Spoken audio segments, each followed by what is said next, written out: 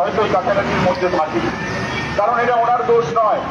ওনার চাকরির অভিজ্ঞতা থেকে উনি দেখেছেন যখনই কোনো ব্লক লেভেলে কোনো মিটিং হয়েছে লোকাল যারা ইউনিয়নের লিডার তারা এসেছে, অথবা ওই ইউনিয়নটা যেই রাজনৈতিক দলের লেজুর সেই রাজনৈতিক দল এসে ভিডিওকে ডেপুটেশন দিয়েছে। কিন্তু আজকে যেটা দেখা গেল, যেটা আপনারাও বিভিন্ন সংগঠন করেছেন দেখেছেন হয়তো, যে কলকাতার বাবুরা কোনো সময় ব্লক লেভেলে আসে না। আমরা এই প্রত্যেকটা ধারা কিন্তু এখানে ভাঙছি। অন্যান্য সংগঠনের প্রেসিডেন্ট জয়েন্ট সেক্রেটারিরা বলে যে না, তোমরা এটা ব্যাপারটা block committee, sub division committee, জেলা কমিটি মিটিয়ে না, এটা রাজ্য লেভেলে আমরা যাবো। এই যে ধারা কিন্তু সংগ্রামী যৌথ মঞ্চ দেখেছি।